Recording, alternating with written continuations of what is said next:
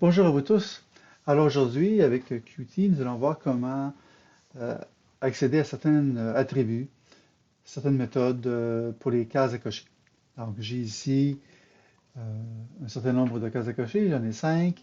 Alors la première, je fais appel à la méthode setEnabled à false. Donc on va se rendre compte que le bouton, la case à cocher ne sera pas accessible grâce à la méthode enabled. Donc enable, je peux mettre soit false ou true. Puis par la suite, j'ai aussi la méthode setDisabled que je vais pouvoir mettre true ou false. Donc, dans ce cas-ci, c'est équivalent. Donc, les deux boutons, les deux premières cases à cocher ne seront pas accessibles. Alors que ici, la troisième méthode que j'ai utilisée, c'est setCheckable. J'ai mis à false. Ça veut donc dire que je ne serai pas capable de cocher cette case à cocher. Puis par la suite, j'ai ici setChecked, je mets à true. Donc, ça veut donc dire que la case 4 sera déjà cochée. Alors que pour le cinquième choix, lorsque j'ai fait, j'ai appelé la méthode setText. Et le setText, j'ai dit que le texte que je veux voir serait le suivant.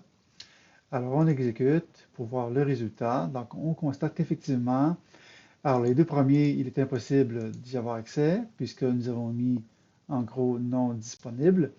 Alors que le troisième, on a dit que le checkable était à false, donc je ne peux pas le cocher.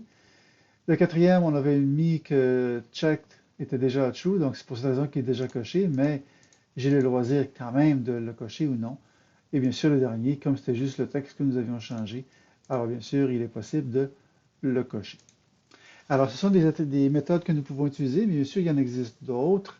Alors, nous allons, par exemple, vous montrer celle-ci. Donc,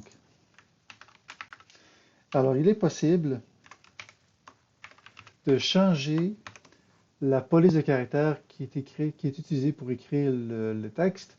Alors ici, je vais faire un set font. Donc, je vais faire appel à un QFont. Et alors, je vais lui dire que je vais utiliser Arial et avec une taille de 18. Donc, c'est ce que je vais faire ici. Par la suite, pour le cinquième, alors pour le cinquième, alors ce que je vais faire un set icône. Donc, je vais vouloir ajouter une petite image. Donc, je vais faire appel à cette fois-ci à un QIcone. Et puis, je vais lui donner le chemin qui donne accès à des images. Alors ici, euh, je pense que tuile 01.png existe. Je vais juste vérifier rapidement pour éviter d'avoir une image, de ne pas avoir d'image associée. Alors j'ai ici, j'ai mentionné tuile 00. Ouais, tuile 00, c'est pas une tuile, vous remarquez, tuile 11, tuile 11 va donner un résultat plus intéressant. Alors, on est parti. Excusez, bien sûr, j'ai besoin de mon point virgule. Alors, je réexécute.